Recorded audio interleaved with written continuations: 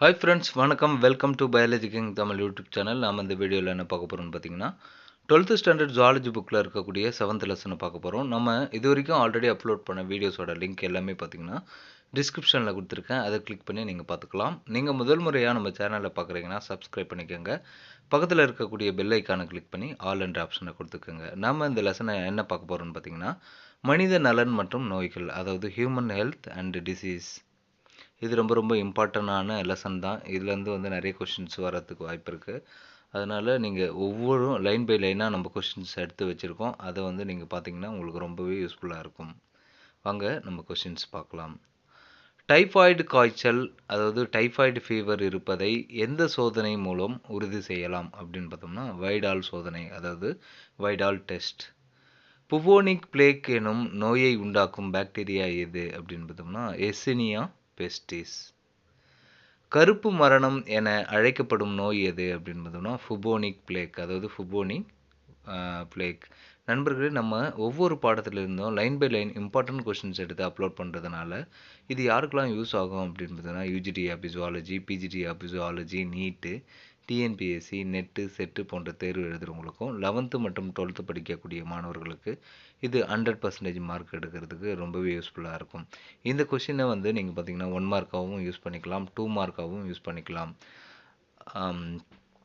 Diphtheria எனும் நோயை உண்டாக்கும் பாக்டீரியா எது அப்படின்னு பார்த்தோம்னா கார்னி பாக்டீரியம் டிப்தீரியே. காலரா எனும் நோயை உண்டாக்கும் பாக்டீரியா எது அப்படின்னு பார்த்தோம்னா விப்ரியோ காலரே. டெட்டனஸ் எனும் நோயை உண்டாக்கும் பாக்டீரியா எது அப்படின்னு பார்த்தோம்னா கிளாஸ்டிடியம் டெட்டனே. அசையா தாடை என அழைக்கப்படும் நோய் எது, அதாவது லாக்ஜாவ் என அழைக்கப்படும் நோய் எது அப்படின்னு பார்த்தோம்னா டெட்டனஸ். காயத்தின் வழியாக, அதாவது த்ரூ வூண்ட் இன்ஃபெக்ஷன் வழியாக பரவும் நோய் எது அப்படின்னு பார்த்தோம்னா டெட்டனஸ். டைஃபாய்டு காய்ச்சலை உண்டாக்கும் பாக்டீரியா எது அப்படின்னு பார்த்தோம்னா சால்மனெல்லா டைபி.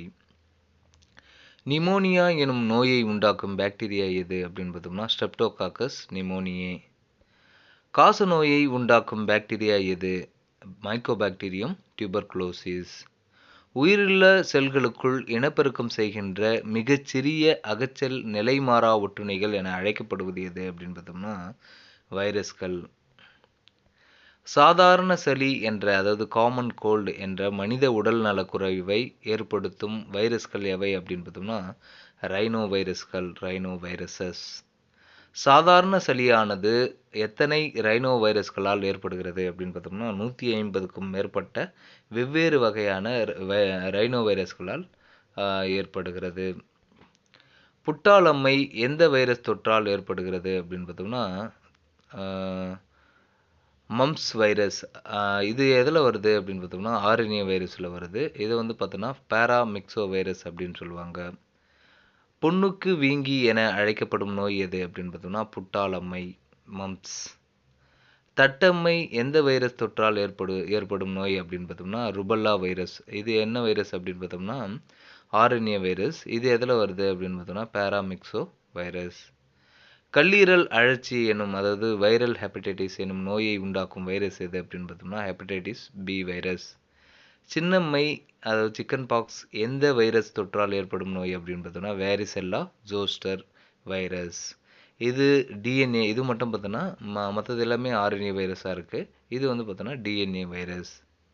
இந்த மாதிரி தான் கேட்பாங்க. ஏன்னா நம்ம வேரிசெல்லா ஜோஸ்டர் இந்த மாதிரி வைரஸ் எல்லாமே நமக்கு தெரிஞ்சிருக்கோம், படிச்சிருப்போம். ஆனால் சின்னம்மை, சிக்கன் பாக்ஸ் எந்த வைரஸால் ஏற்படுகிறது அப்படின்னு கொடுத்துட்டு டிஎன்ஏ வைரஸ், ஆர்என்ஏ வைரஸ் அப்படின்னு சொல்லிட்டு கொடுக்கும்போது உங்களுக்கு கன்ஃபியூஸ் ஆகிடும். அதனால் இதெல்லாம் கொஞ்சம் நல்லா படிச்சுக்கிட்டிங்கன்னா கொஞ்சம் யூஸ்ஃபுல்லாக இருக்கும் உங்களுக்கு எக்ஸாம் அட்டன் பண்ணுறதுக்கு. டெங்கு காய்ச்சலை, அதாவது டெங்கு ஃபீவரை உண்டாக்கும் வைரஸ் எது அப்படின்னு பார்த்தோம்னா டெங்கு வைரஸ் அல்லது ஃப்ளேவி வைரஸ். அதாவது டெங்கு வைரஸ்ன்னு கொடுக்க மாட்டாங்க, இந்த ஃப்ளேவி வைரஸ்ன்னு கொடுப்பாங்க. அப்படி இல்லைனா இங்கே அண்டர்லைனில் கொடுத்துருக்கேன் பாருங்கள், டென்வி அப்படின்னு, டென்வி அல்லது 14 வைரஸ் என்று இதோட நேம் கொடுத்துருக்காங்க புக்கில், அதாவது 12th புக்கில். சிக்கன் குனியா எனும் நோய் எந்த வைரஸால் ஏற்படுகிறது அப்படின்னு பார்த்தோம்னா ஆல்ஃபா வைரஸ் அல்லது ஆல்ஃபா வைரஸ். இது என்னன்னு சொல்லுவாங்கன்னா டோகோ வைரஸ் அப்படின்னு சொல்லுவாங்க. சிக்கன் குனியா எனும் நோய்க்கு நோய் கடத்தியாக செயல்படுவது எது அப்படின்னு பார்த்தோம்னா ஏடிஸ் எஜிப்டி கொசுக்கள்.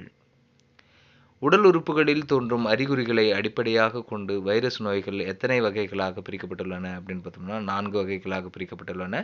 அவை என்னென்ன அப்படின்னு பார்த்தோம்னா சுவாச நோய்கள், தோல் நோய்கள், உள்ளுறுப்பு நோய்கள், நரம்பு நோய்கள். இதை பற்றிலாம் நெக்ஸ்ட் வீடியோவில் டீட்டெயிலாக பார்க்கலாம். நெக்ஸ்ட் கொஷின், நிபா வைரஸ் என்பது ஒரு டேஷ் வைரஸ் ஆகும். என்னன்னு பார்த்தோம்னா ஜூனோட்டிக் வைரஸ். ஜூனோட்டிக் வைரஸ்னால் என்னென்ன அப்படின்னு பார்த்தோம்னா விலங்குகளிடமிருந்து மனிதனுக்கு பரவக்கூடிய வைரஸ் தான் வந்து பார்த்தோன்னா ஜூனோட்டிக் வைரஸ். பன்றிக் காய்ச்சல் முதலில் அதாவது ஸ்வைன் ஃப்ளூ வந்து முதலில் தொற்று நோயாக அங்கீகரிக்கப்பட்ட ஆண்டு எதுன்னு பார்த்தோம்னா 1919. அதாவது இந்த ஸ்வைன் ஃப்ளூ எந்த வைரஸால் ஏற்படுது அப்படின்னு பார்த்தோம்னா H1N1 வைரஸ் அப்படின்னு சொல்லுவாங்க. இன்ஃப்ளூயன்ஸா வைரஸ் அப்படின்னு சொல்லுவாங்க. நண்பர்களே, இந்த வீடியோ உங்களுக்கு யூஸ்ஃபுல்லாக இருந்துச்சுன்னா லைக் பண்ணுங்கள், ஷேர் பண்ணுங்கள், கமெண்ட் பண்ணுங்கள், மறக்காமல் சப்ஸ்கிரைப் பண்ணுங்கள். நெக்ஸ்ட் வீடியோவில் இதோட தொடர்ச்சி வந்து நெக்ஸ்ட் வீடியோவில் பார்க்கலாம். நம்ம தொடர்ச்சியாக ஒவ்வொரு லெசன்லேருந்தும் line by line important questions எடுத்து அப்லோட் பண்ணிட்டு வரோம். இது உங்களுக்கு ரொம்பவே யூஸ்ஃபுல்லாக இருக்கும்ன்ட்டு நான் நம்புகிறேன். ஏன்னு பார்த்தீங்கன்னா நீட் எக்ஸாம் எழுதக்கூடிய மாணவர்களுக்கும், ஆசிரியர் தேர்வு எழுதக்கூடிய ஆசிரியர்களுக்கும், 11th மற்றும் 12th படிக்கக்கூடிய மாணவர்களுக்கும் இது 100% மார்க் எடுக்கிறதுக்கு ரொம்பவே யூஸ்ஃபுல்லாக இருக்கும். தொடர்ந்து நம்ம சேனலை பார்க்கணுன்னா சப்ஸ்கிரைப் பண்ணிக்கோங்க. நன்றி நண்பர்களே, மீண்டும் அடுத்த வீடியோவில் சந்திப்போம். நன்றி, வணக்கம்.